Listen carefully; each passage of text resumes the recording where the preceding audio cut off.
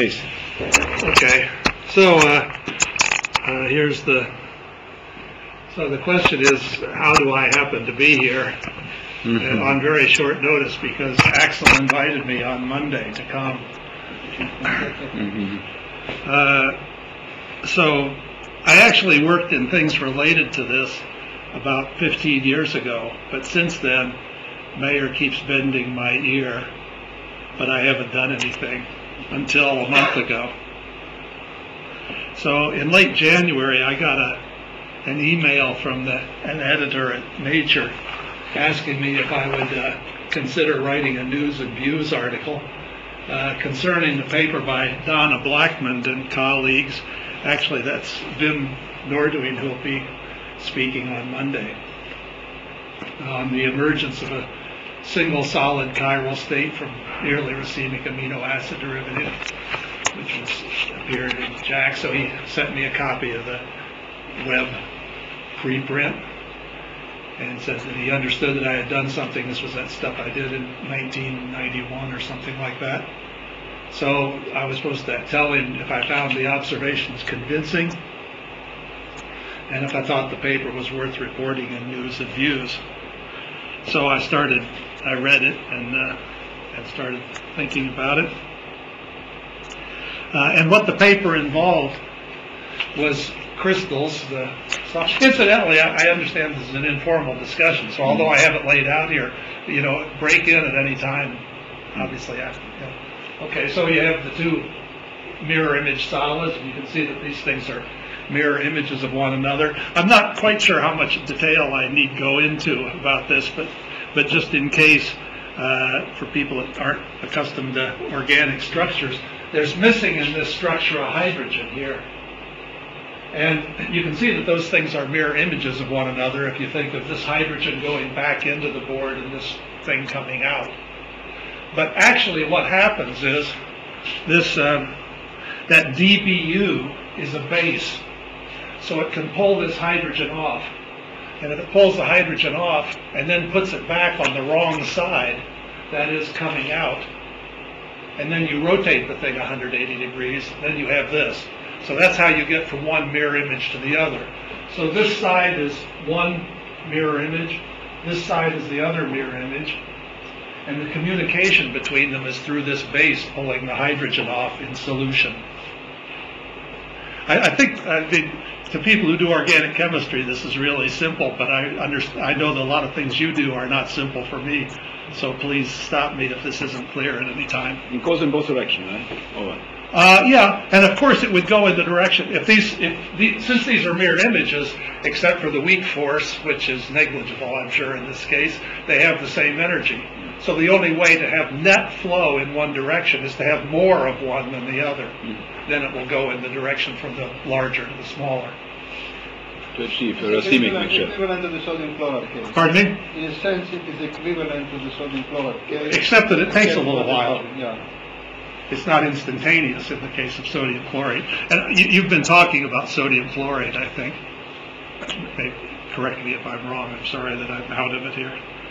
Okay, so in this paper, there's a graph which starts at time 0 in days with things that are a little bit more of the red than the blue, or a little bit more of the blue than the red.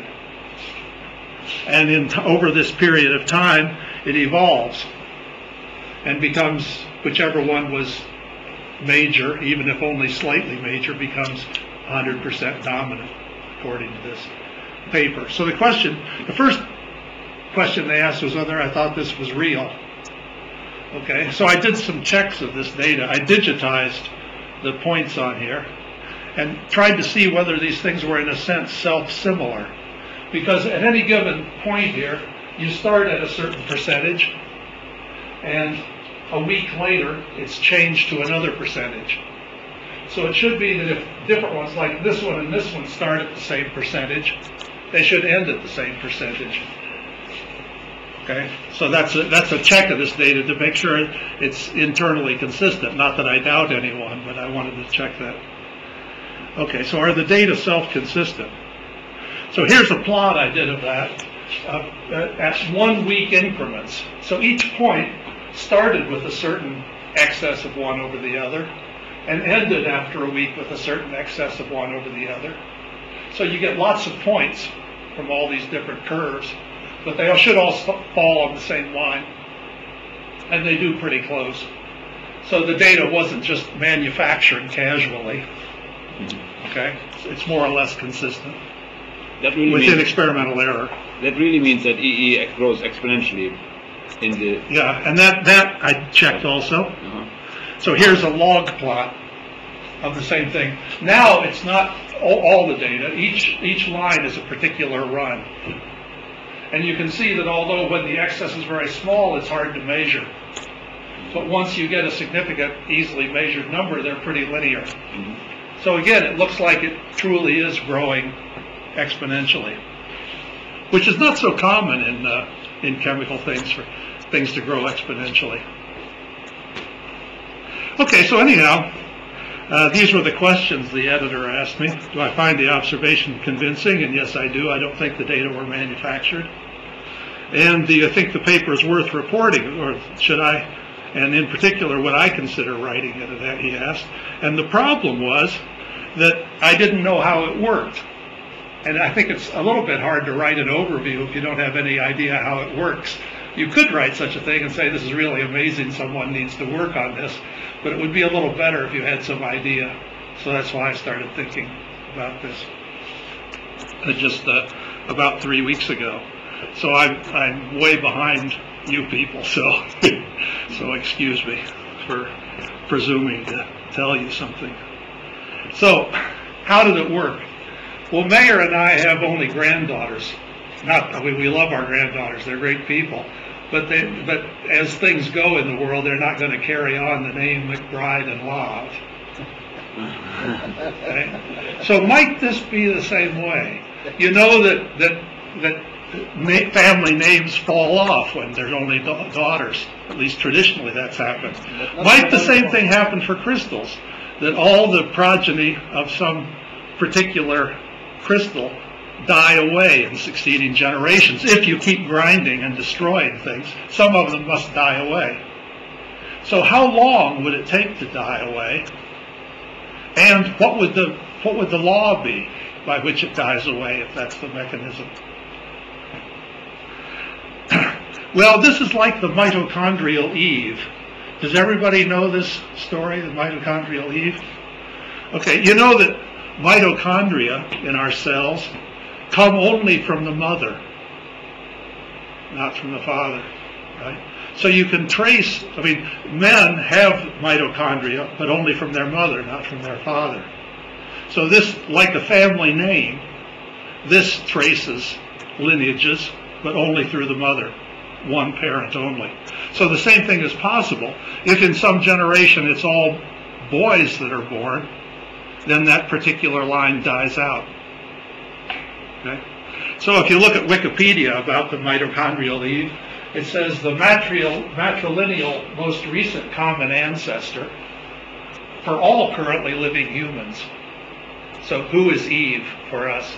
Not the first woman, but the most recent one from whom all of us, all humanity is descended. Okay? It's passed down from mothers to offspring over 100,000 years. The mitochondrial DNA is now found in all living humans.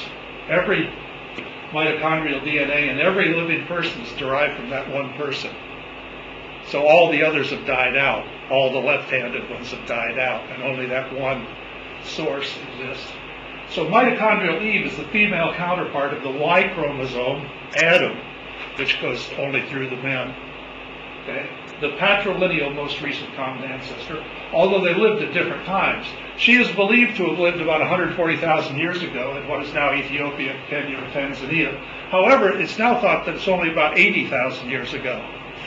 Right? So I was interested in how people worked on this, so I Googled mitochondrial Eve, and I found an interesting paper. So every other strain died out except for this one. The analogy would be that all the original crystals, their progeny died out except one which happened to be right or left. So could that happen in the experiment of grinding? So you have a certain number of crystals there, under steady state grinding, many crystals, tens of thousands anyhow, probably. So how long would it take all of them to die out but one? How many generations would you need to go through? Well, when I did the Google, I found that Joseph Chang has written some recent papers about that, and he's at Yale. I never met him, but I emailed him right away and asked him. Incidentally, on Monday I'll talk about the person who lived in this house, which is where the statistics department is in the 19th century. So I sent him this email. With my limited intellectual resources, I looked explicitly at a much simplified model where in each generation a crystal splits in two, and the chance of survival for each descendant is a half. So that keeps the population steady, right? And I also looked explicitly at the case where it splits in three and the probability of survival is a third. Or not the probability, the fact of survival is a third. I'm not good at dealing with probability. Okay, so obviously both cases with the size. From this I infer that the chance of progeny survival after n+1 generations, so splitting into m pieces, is m to the minus n. I'm not sure how to get from here to predicting the number of generations in a statistical way. It doesn't sound out of the question if generation time might be measured in seconds or minutes. So there might be 10 to the 4th generations in an experiment, especially if m is not tiny, the one number you break it into. So if it sounds interesting, I'd be eager to talk more and so on. And I still haven't met him, but he replied to the email. And this was included in what he wrote back to me. We actually exchanged several emails. So there's this thing called the Wright-Fisher model of population genetics, which is used to treat this in more complicated cases where there are many genes involved. We're just in only one case. Okay, so the idea is there's a fixed number of balls, some white and some black, right? And in each generation, you populate the next generation by choosing at random from the previous population with restoring. That is, when you take one out, you leave it there so that every time you put one in, it's drawn from the same population. You make the next generation, the next. Okay? So this is the Wright-Fisher model. And the number of generations for this model to become absorbed, that means that all the black or all the white disappear, would be n times an entropy-like function of W0 over n, the initial fraction of white balls. And that's what he wrote me in the previous message, and I didn't know what the entropy-like function was, just that it was entropy-like. So I had written him back, and then he sent me this and told me that the expected time should look like a function of x0, the original excess, times the number of crystals you're talking about. And that particular function is this function here, which I was supposed to infer from the fact that it was entropy-like, and I'm sure that a statistician would have no trouble doing that, but I had great trouble seeing it. But he sent it to me, so I could plug it into Excel, and I could make a plot of how, at a certain ratio, how long does it take, and then plot it to show. And that's what the curve looks like, right? So this is the mean number of generations to get all one, in units of how big the sample size is. So if the number of crystals was 10,000, then this starts at 14,000.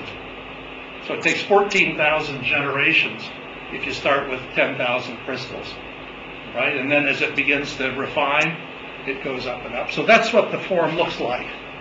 But clearly this is not it. Because, remember, there's the experimental. Right? So it's, whoops, sorry, that was animated, I forgot. So it's not autocatalytic. Right? So it can't be that. It's not mitochondrial Eve that's doing this, there's something else. So what's the something else that's doing it? Well, I emailed Elias Fleek, whom some of you, I'm sure, know, who worked on this with Wim Nordween, who will be here on Monday. And they sent me their interpretation. They said they understood it, they could simulate it, and it was, the explanation was Ostwald ripening. So they sent me a preprint, and this is, I think, what Wim will present on Monday. Okay, so you can hear about it from him. But I didn't quite see how that would work, right? And in the process of reading this and other things, and I won't take you through all my peregrinations, I ran into, of course, what a lot of people have cited, which is a paper in the Japanese Physical Journal of Japanese Physical Society, is that it? By Macho Uwaha. Makio. Thank you very much. Yeah, keep correcting me, please. I'm new to this. Makio Uwaha. Uwaha? Waha. Good, okay, from Nagoya. And also, of course, a very similar paper submitted like 4 months later by yourself. Right? And perhaps this is what you talked about yesterday. I don't know. Okay, good. I'm sorry I wasn't there. So anyhow, I read those papers, and they look very good to me. Okay? So this, you may have heard all this yesterday, I don't know, but it's here, so I'll do it again, just in case. Okay, this is that paper by, oh, I spelled it wrong. I see, it's Makio, yeah, sorry. Uwaha. Okay, and there's the abstract, but here's the crux of it inside the paper. He says there's a minimum size cluster that possesses chirality. If the cluster is smaller than that, it's not chiral anymore. But there's some smallest cluster that is chiral. Okay? He calls it the chiral unit. And the growth of chiral crystals proceeds not only by incorporating molecules from solution, but by incorporating intact chiral units in a crystal of the same handedness. So if one of these tiny chiral units comes to a chiral crystal, it's possible for it to go in. But if it's the wrong handedness, because remember, the cluster is chiral, so it can't go into the wrong one. Now, in truth, it could go in as long as the rate is slower, that one is favored over the other. So easiest to just assume that it goes into one and it doesn't go into the other. Is there any idea regarding the rate of interconversion of one cluster of a given chirality to the cluster of opposite chirality? It's assumed in the model that possesses chirality means that it possesses it forever. In truth, it would be possible if it were very small to change slowly, but that's not relevant to the. You could put that in the model, but that's an additional complication that wouldn't change the conclusions of the model, but would change the rate at which the process occurred.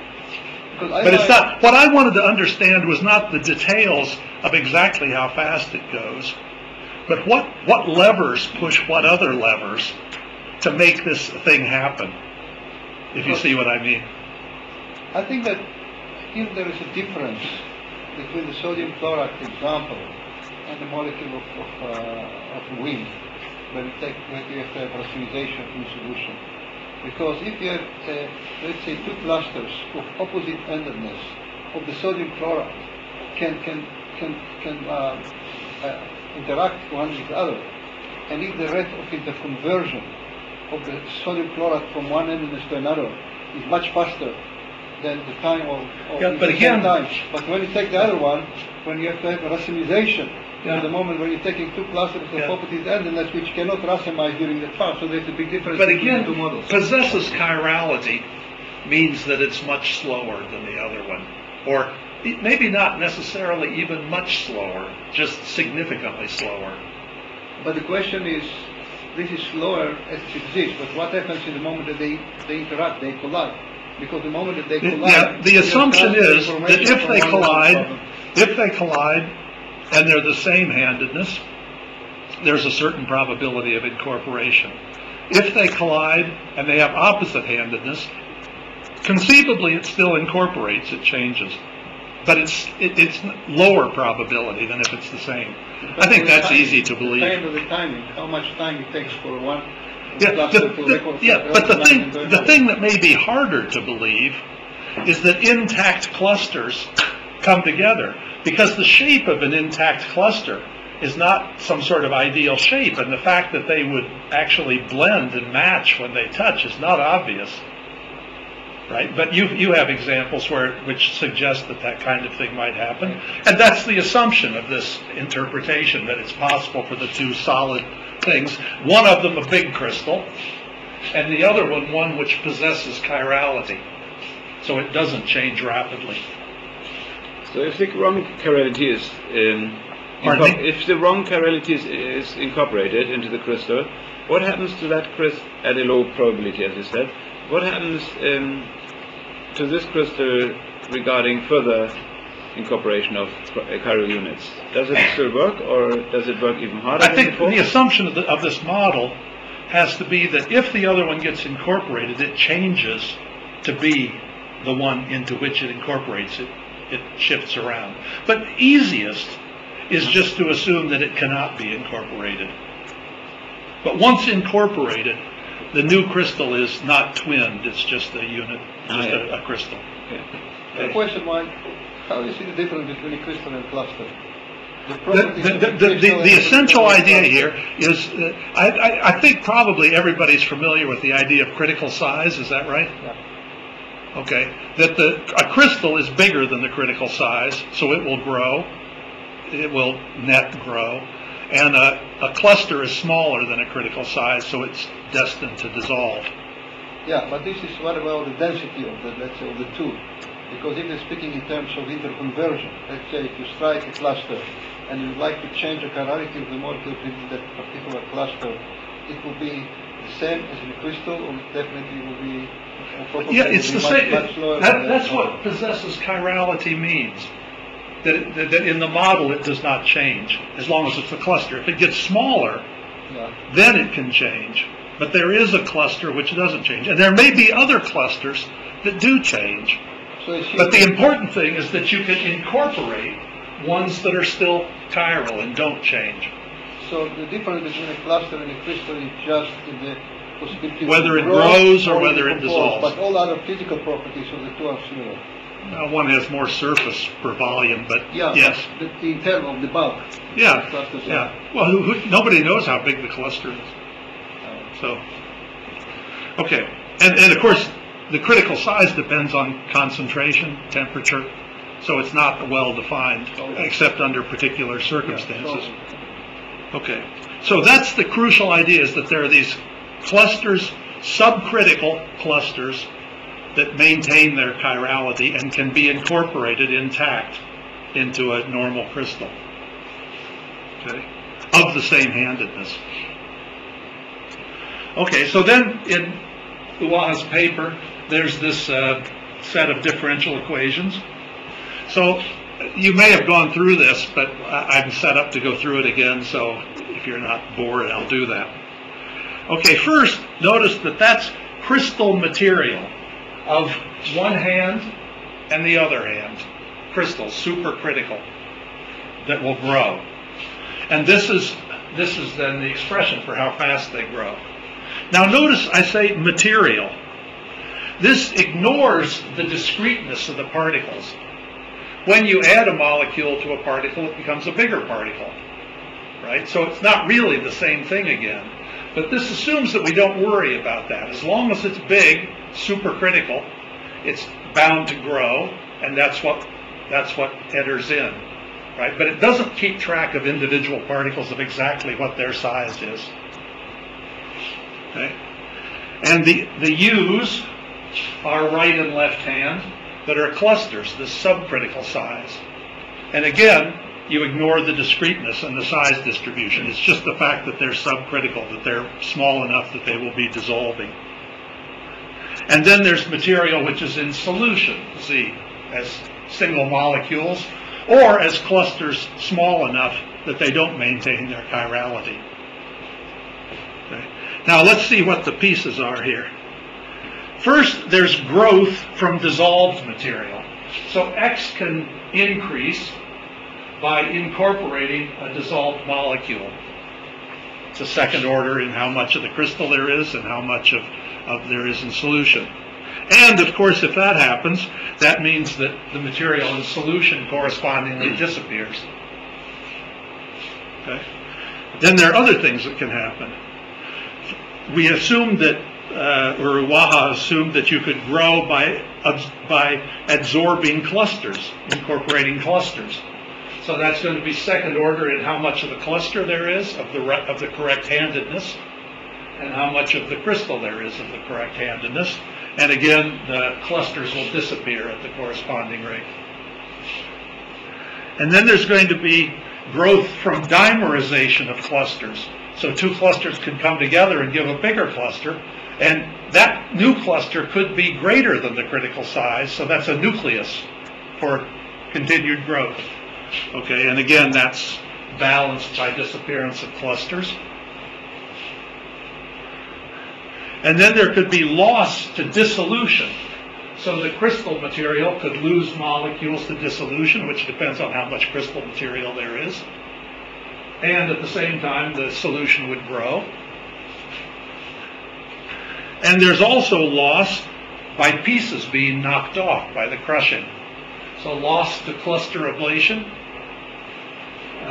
and then these gain when you get subcritical things when you knock pieces off.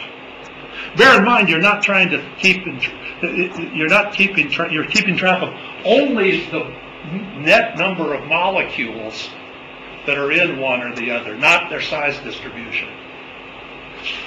So it would take a more complicated situation to keep track of the size distributions.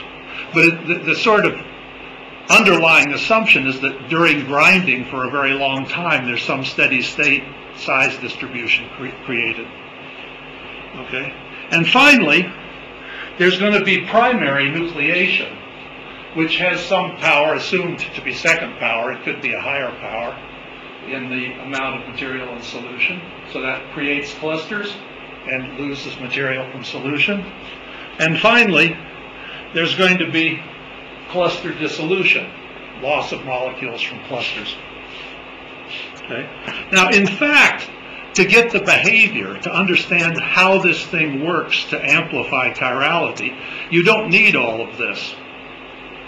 It all probably occurs, or may occur at least, but you don't need it. And what I wanted to understand is what's the minimum requirement to make this work, and then you could have a more complicated model, right? But these things don't have to be there, because in this experiment you start with lots and lots of crystals, tens of thousands, so you don't need nucleation. So you don't need this. You can assume that if you wish, you can assume that the big crystals only grow. You don't have to consider their dissolution explicitly, and you can assume that the clusters only dissolve. You don't have to consider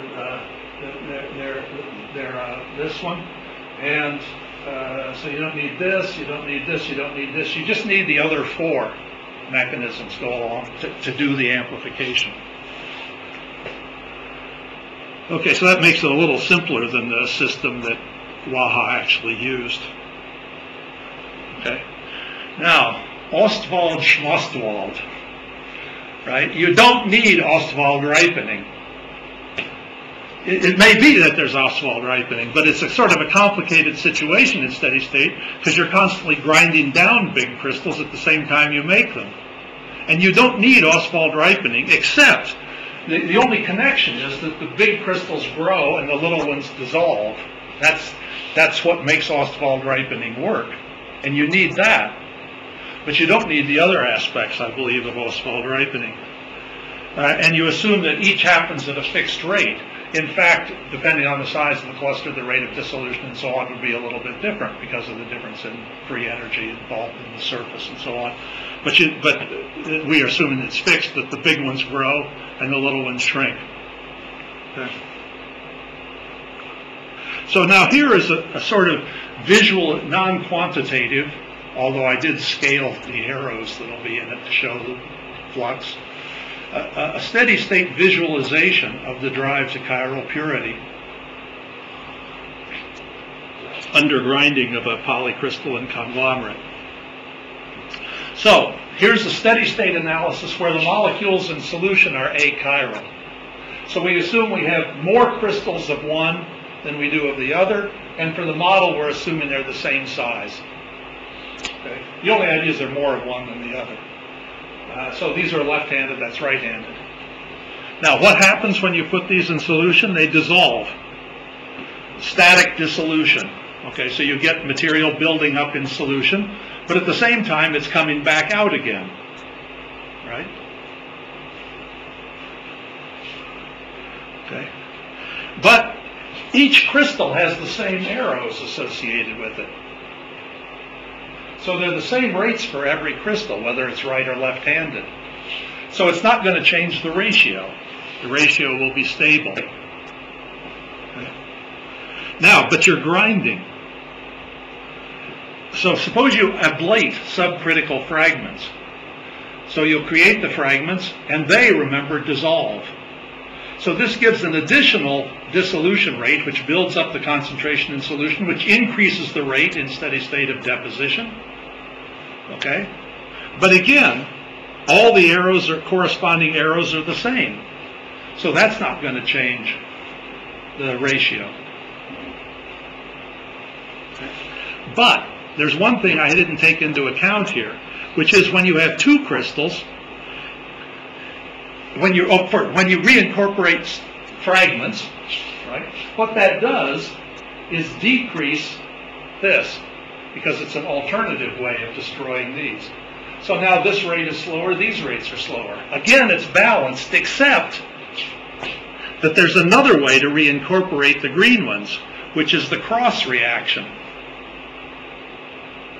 So that, the fact that you have these on this side and you don't have it here, means that these are smaller than this. Right? Especially, it's slowed down especially for the major population. So the one that has more will have more cross terms. So no matter how many there are here and how many there are here, you'll have this factor that will inhibit dissolution by ablation of the major solid. That's a key factor. I think everybody sees it. Okay. So that means you have faster dissolution of the minor population than of the major population per crystal, which will feed the major population through solution where it's achiral. So that will drive things to the major crystal. And notice that the conversion accelerates as the populations diverge, because you got all the cross terms here, and these get fewer and fewer as the population. So it gets faster and faster, the exponential growth. Now, suppose that so it explains sodium chlorate. At least it explains the drive to a single-handedness and the form of approaching a single-handedness. Now, how about when there's no connection because the molecules in the solution are chiral? So these molecules can't go here and these molecules can't go here. There's a barrier. Okay? Then you have this situation where now it's true that this is smaller than that. But by the same token, these are smaller than this. So again, it's balanced for both sides, and there's no way of getting from one side to the other. So QED, there's no change. Unless you can change these things in solution, interconvert them. Okay, so suppose that you can use base catalysis to drive the major toward the minor spontaneously in solution. Okay. That means you have this connection between those two manifolds, right? And the connection must drive in this direction because this is bigger than this. Okay? Now notice that a really important feature of this is the population inversion between solution and solid. Right? The one that has more crystals has less in solution. That's essential, that there be this inversion. Otherwise, since this is the only way of getting from this manifold to this one, in order for it to be spontaneous, there has to be more here than there is here. And that can happen. That happens only through a mechanism like this. There must be an inversion between the crystals and the solution in order for this to work. But you expect that on the basis of this analysis that we did already with sodium chloride. So can you maybe explain this again, this base catalysis? I didn't quite get that. You remember that there was that hydrogen that I showed that needed to be pulled off Oh, that one. and then put on the backside? Yeah. You require base for that. Okay, no. So the more base you have, the faster Yeah, this sure, goes. yes. Yeah, thanks. And I'm sure Nordween will talk about that. Hmm. Although he doesn't explicitly consider what happens in solution. At least I don't believe he does. So we can see that on Monday. Mike, I Yes. have a question. You might have a narrow way where the arrows are thin for the green one, Here? but there are many of them. So how can you say that the sun is smaller than the red? But per molecule, per crystal, these are smaller than this. Yeah, per crystal is And smaller. coming back, it's per crystal. So you can do it per crystal. Difference is per crystal. Yeah. Okay. Not a problem. Okay? Okay, so again, the fact that you have faster dissolution of the minor population, more here because of the cross terms, the fact that you have faster dissolution of the minor population feeds the major population by making this bigger than this, so that the spontaneous reaction in solution is in that direction. From major to minor in solution, but from minor to major in crystals. So that inversion is really key. This population inversion. So the conclusion is, whether the molecules in solution are chiral or achiral, retardation of dissolution by reincorporation of Waha's subcritical chiral abraded clusters, subcritical, so they would dissolve if this doesn't happen, chiral, so that they go preferentially in the crystal of the same hand, and abraded, so that their formation is not reversible. Okay, it drives the solid to chiral purity. In both cases, the same mechanism works in both. Okay? Note that the scheme does not need nucleation. Nucleation may well occur and will also be in the same direction, but you don't need it, and it probably doesn't occur very much because there's so many nuclei already that it's not going to make much difference, probably. Okay? And that Ostwald ripening is neither necessary nor, in the absence of reincorporation, sufficient. Unless you have that reincorporation, Ostwald ripening won't get you there to create a drive toward chiral purity if the sample is polycrystalline. If you drive to one single crystal, then obviously you go to a single hand. But if grinding maintains polycrystalline, then that won't do it for you. Okay, now I've been consulting in our department with John Tully, and you can see that he's a theoretician. Okay. And so he's helping me analyze the differential equations. And let's just go through that quickly. So in Waha's scheme, there are several species. There's, and this is John's notation. So there's big right-handed crystals. How many molecules are in that population, right? And then there's small right-handed ones. And then there's big left-handed ones and small left-handed ones, and molecules in solution, monomers, and some total number of molecules, the sum which is constant for all above. And then there are processes, each characterized by some first or second order rate constant. So there's ablation of the large crystal, knocking pieces off.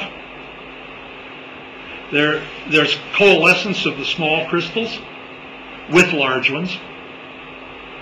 There's dissolution of the small crystals, growth of the large crystals, and nucleation of small crystals. Okay, so here are the things we went through this before, although the notation is a little bit different. Okay, how the big ones go away, how the small right-handed ones go away, how the big left-handed ones go away, how the small left-handed ones go away, and how the molecules in solution change. Okay, and for our purposes, although it can be included in the little program I'll show you, calling it a program is a little oversell. It's an Excel spreadsheet. Okay, but anyhow, normally we don't consider nucleation. You could put it in and it would do the same thing, but you don't need it. Okay, so in steady state, all these things their derivatives, time derivatives are zero. So there's a trivial solution for this, which is there aren't any solid. There's only material in solution. That's steady. Okay. But there's a non-trivial solution in which one of the isomers, negative here, is zero. And if in that solution, this is the expression, the balance of all these terms for the big right-handed crystals, and this, from steady state analysis, is the number of molecules in small right-handed crystals, and this is the amount of material in solution. I'm happy to get into, you may be writing this down to ask me questions, but I'm happy to give you this if you want it, so you can look at it and criticize it. But anyhow, I believe John did this right. He's good at this kind of thing. Okay, now, in that non-trivial solution, for it to be physically realistic, that has to be greater than zero. And that has an interesting implication, which is that being greater than, that being true, there's a critical value for this parameter, right? Where you depart from being physical. So I want to conclude by showing you the Excel spreadsheet that John has written to do this, and he did it on Tuesday, and I left on Wednesday, so I haven't had a lot of time to look at all the implications of it, but I think you can see that it's interesting. So let me go there. Okay, so here are these the rate constants for knocking pieces off or merging them, for dissolving the small pieces or nucleating small pieces here and here, for dissolving big pieces or absorbing big pieces. Notice some of these are set to zero because I said they're not essential. You could put them in and see what happens, but you don't need them to get this behavior. Okay, and then the separation or combination, which are again set to zero. We're not going to use those in this simulation. Okay, so the columns then, which we're integrating with this time increment, are at this beginning, how much material is in big right-handed ones, how much is in big left-handed ones. In this particular one, there's about a 5% excess of left-handed over right-handed, something like that. And the other things are, and then how much is in the small ones? Nothing at the beginning, but once you grind, you start getting small ones. And then how much monomer there is. And of course, quickly it changes. The small ones, the clusters, grow and then decay slowly at the expense of the big crystals, and molecules dissolve. And my mouth's getting very dry, so I'm going to need a little more water if I'm sorry. You could just get some in there, maybe. Why don't you do both of them? Okay, so there's nothing surprising here. We're approaching, it looks like, some steady state with a certain amount of big crystals, of right-handed big crystals. Thank you very much. Let me get my tongue away from the roof of my mouth. That's better, thank you. So, the left-handed big and small go away. The right-handed big approaches some value, and the right-handed clusters approach some value, and the material in solution approaches some value. But look at, oh, I haven't gone quite far enough. So instead of going here, I don't show the, let me run this down just a little bit here. Oh, I didn't want to go that far. There are 10,000 time increments in this thing. So it takes a little while. I got to go back up. I just want to get far enough down that you can see the scale. Okay. So here it's going up to 200. Actually, it's going to 300 units. Oh, I know. It's that it did a different number of pixels. So what am I going to do? I'll try sliding this over, hiding some of the monomer. You'll remember that blue is monomer. This is slide it below. You can. Oh yeah, I could do it that way. I have to be able to get at the parameters though. I hadn't anticipated this. Okay, so that shows what I wanted to show now. Okay, but I can't get to the parameters. I'm going to slide this across a bit so I can get to the parameters at the same time. I should have tried this. It takes a while to increment. It's not going to slide across. Sorry. There, that'll do it. Now I think I can go back and see the plot. Aha! So it just barely shows it. This. It's not steady. And if I go to 1500 instead of 300, which I'll do, no, that's, which I do here. Value. So I'll go to 1500.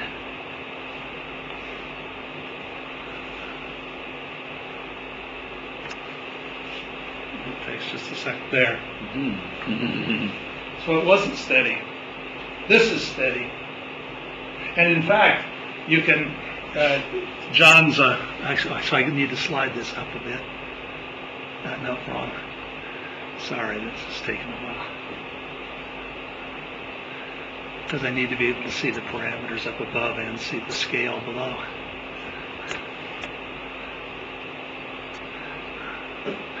Yeah, it's hard to see. Okay. So this is near the critical value, one of the two critical values for the amount of green right-handed solid. But look what happens if I change. Remember the start, it was a 5% excess here. Let me make this instead of 0.4. Takes a second to increment. Make it 0.39.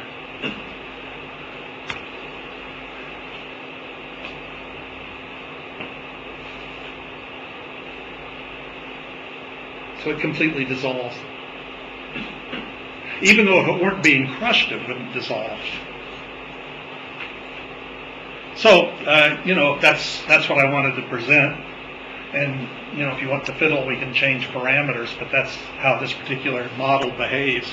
And you could add these other things like nucleation and so on, but they're not essential to show this. So that's that. Thank you very much. Excuse me. Yes. Of course, I got it.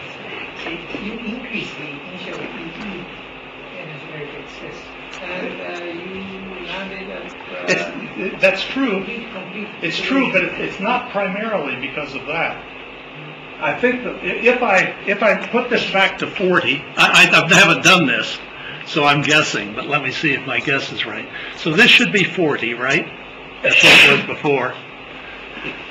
And what I'm going to do is, instead of decreasing this one, I'm going to decrease this one.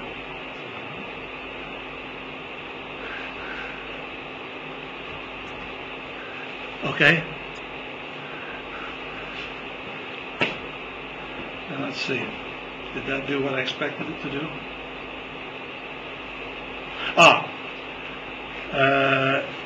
Did I go? I went too.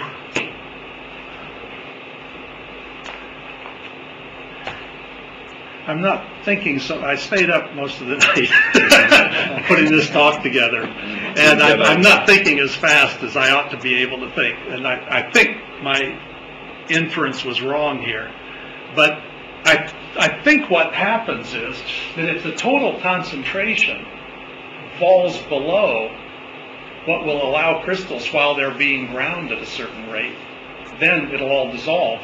It doesn't. My suspicion is it doesn't depend too much on what the original excess is, just on how much solid there, how many total molecules there are, what the concentration in solution is. But maybe my intuition is wrong about that. That's also possible. Initially, you have a lot of material.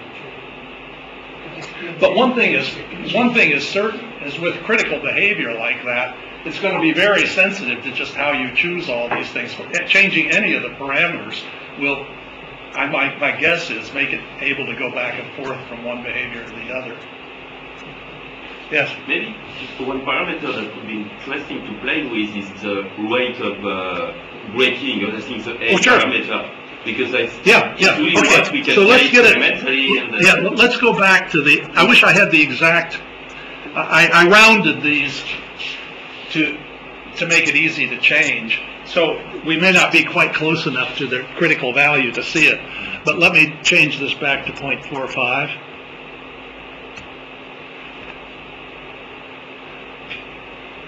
And sorry, it takes a minute to increment. Or is that right? That's right. And then I made this 0.39, didn't I? Okay, so if I make this 0.39, we did it before, then everything dissolves. So you want to say, what if we crush faster? But well, maybe if it's all destroyed, I think that if you crush slower, maybe it will work again. Okay, we can do it either way. Yeah, but it would be interesting to see what is the bifurcation. Right, yeah, exactly. But let me try it the way that I'm set up to do it here, which is to make it crush a little bit faster. Oh, yeah. Okay, so this is the ablation. So let me make it 0.11 just for...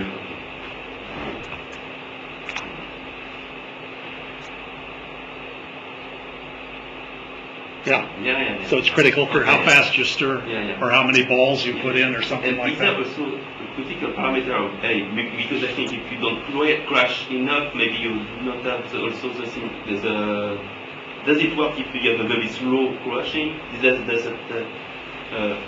Well, I mean, for this change in the crushing rate, we went from one behavior to the other. So if you start here and lower the crushing rate, it'll go down. Exactly. Actually, what I have in mind is that this parameter is the quantity of energy you put inside the system. And so it's how far you're driving the system far for equilibrium. Yeah, that's true. So it would be interesting to see, is there a critical value on A, that is, if you have not enough energy, doesn't work? Although it's absolutely true that the reason this doesn't approach equilibrium, that it stays in a steady state, is because of the energy you put in. But the way that's manifested is by breaking off little pieces. So it's how rapidly you break pieces, and clearly it's having that behavior here. As you change this, it's critical and goes back and forth. So I think you're absolutely right.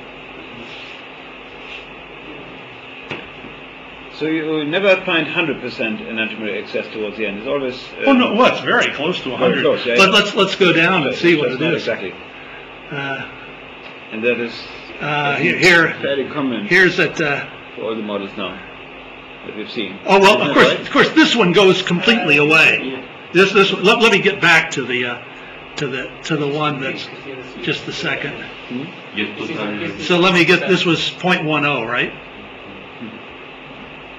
Okay, so get it so that it does survive. One hand survives, and we'll see how much of the small one. I bet it's 10 to the minus 15th.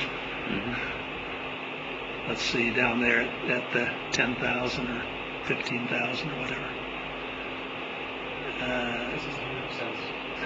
Okay, it's It is. 10 to the minus 25. Oh, it is. So there's Oh. not one in a mole of Oh, particles. okay. I thought it was EE what you called it, and that was unit. Oh, the EE is It's 1. 100%. Yeah. I think that as long as you, because it's only white crystals or left crystals, Yeah. so you can't have, if you had some kind of possible mixture of Okay. Yeah. But you know, in the crystals, real, maybe you could reach, and I think that it's not logical under this system. I mean, in principle, we don't include nucleation. yeah. In principle, you can make nuclei of the minor one, but you know they're not going to grow. I think it won't happen. There's none of it. No, but if you're only It some drives kind to of- 100%. If you have some kind of solid solution, of very minor amount of that. Sure, if you had some in solid solution, maybe. Not the number of crystals, but the number of molecules that you have in mixed crystals. Ideal and so And there are going to be differences depending on how you crush the crystals, whether you take a little bit off the surface or break them in half, and so on. But I think these are, you know, they'll be important, especially when you have a critical phenomenon. They'll make all the difference near the critical point. But it's not what really drives it. What drives it is this incorporation of chiral clusters.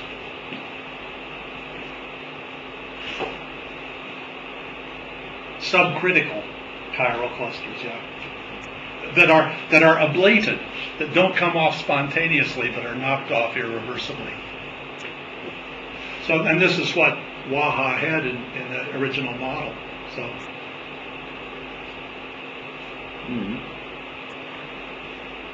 Yeah. Questions? Further questions? If you would like, I'm happy to put the talk on the webpage. But yeah, I think that's fine. Good. I'm just trying to, yeah, the talk, but not John's program, which is a separate Excel thing. But the data. Because since I haven't asked him, Sure. I'd rather not do that. But I'll put it on there, yeah.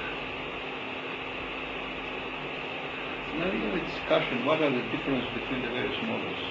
Try to focus, let's say, like Professor Saito presented yesterday. Yeah, I'd be very interested. I'm sorry I missed your talk. See, where are the different points between the various models? For me, John's model is rather complicated with too much ingredients in it, and I wanted to point out, Yes.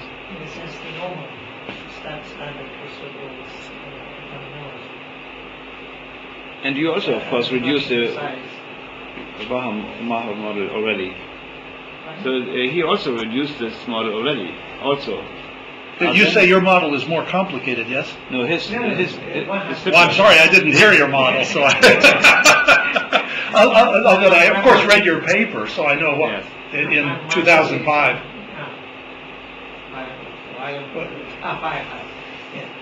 My model is clustered up to size 6. Yeah. So this particular model is agnostic about the size of the clusters, except that some are supercritical and some are subcritical.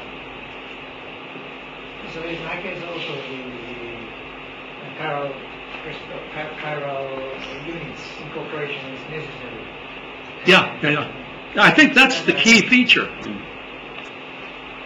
And so what we were trying, I mean, we have a lot of those parameters set at 0. We could make them something else. But I wanted to see what, so you don't need nucleation and so on. There probably is nucleation, but my intuition is that it's not very important. Except near a critical point, everything counts. So what does that mean? I think it's on there now. Thank you very much. That all the models are actually, in their essence, the same or similar. You would agree, yeah? Yes. And on the other end, So I'm not going to get a fight. That's great. But on the other hand, there are then, I mean, all these crystal models are similar to each other, but the model or the experiment of Donald Blackman's is not a crystal experiment, right? It's a crystal It is a experiment. crystal. The yes, one that's so it's referred to yeah. here, that was Yeah, published it in JCS. The difference between that one and the others is that one has molecules which in solution are chiral, until you put in a base and can get the flow from one to the other. I see. But what I haven't noticed other people mentioning, and maybe I've just missed it, is the crucial importance of inverting the populations in solution relative to the solid. Because that's the only way it can go spontaneously. Mhm.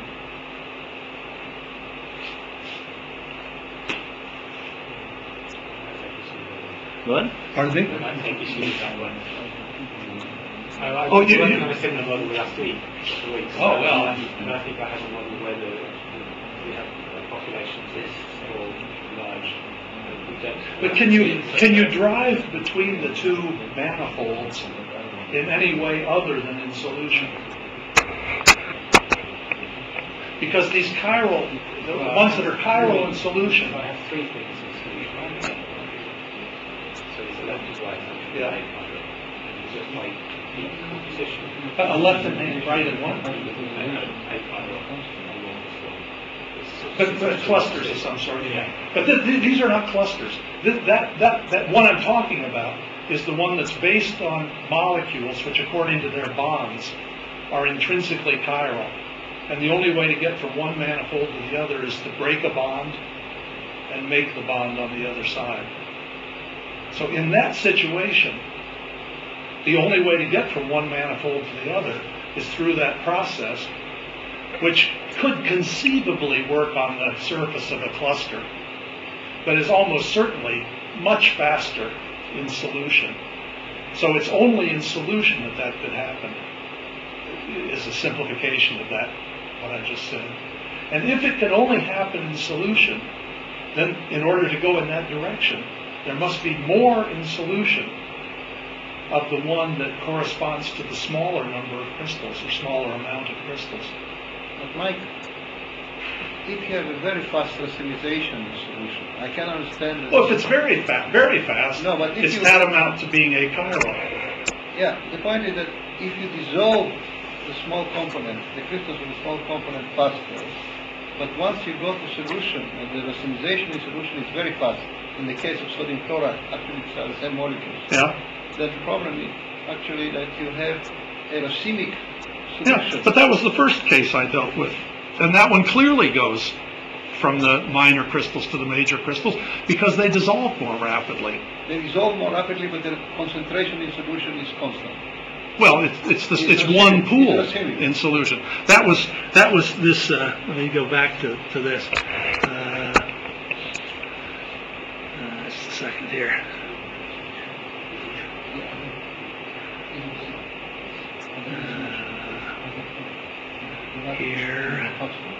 Here.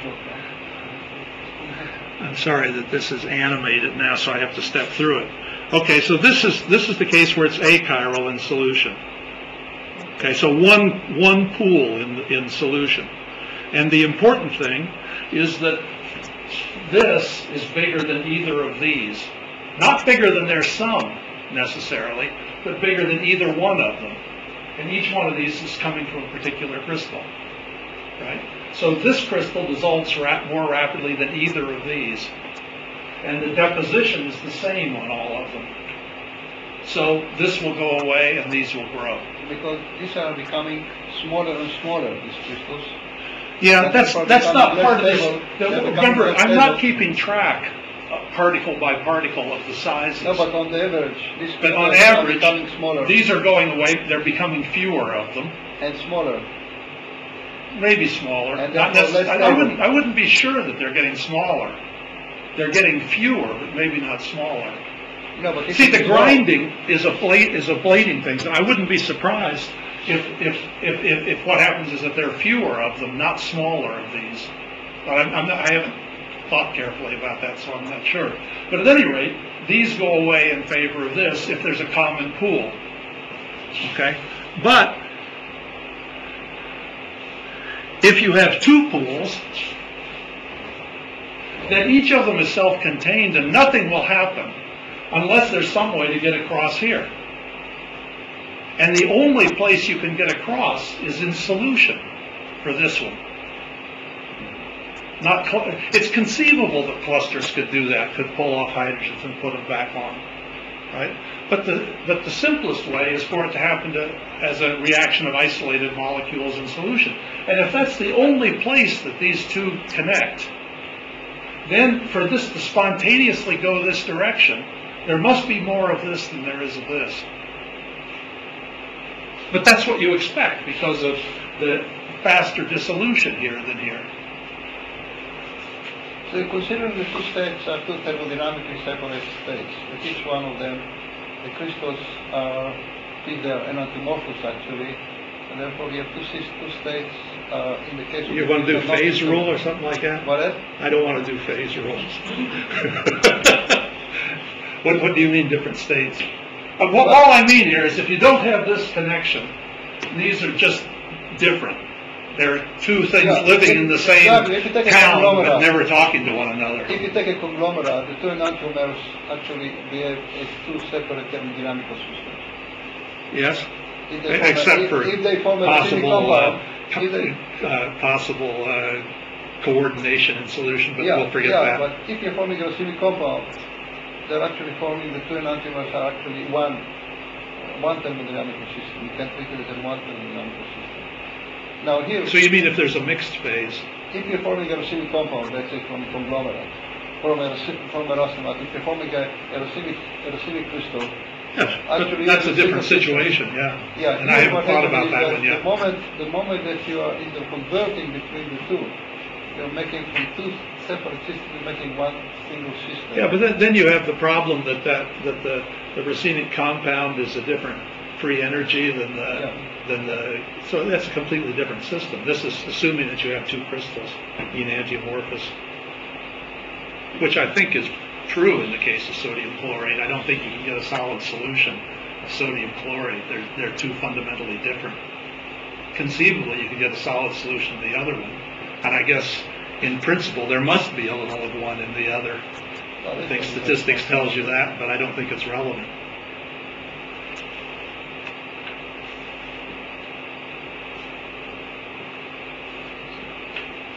So I'll be very interested to get your comments on this.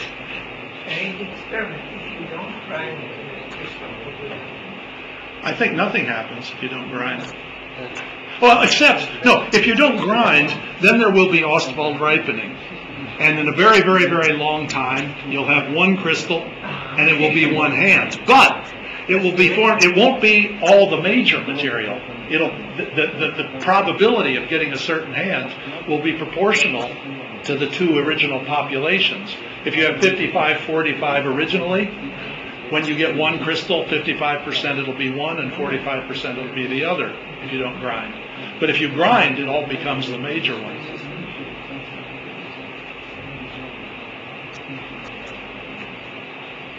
Yeah, I think it was a very nice and very clear presentation, and I really appreciate the clarifying talk here. Thank you. So will you write the new 17 songs? Yeah, it's supposed to go to proof next Friday. They're quick people. Mm-hmm. So I've written it, but the before we did some of this stuff, but this has only confirmed what I thought, and the editor completely rewrites it. The opening paragraph is about this meeting. I wrote it before I knew I was going to be here.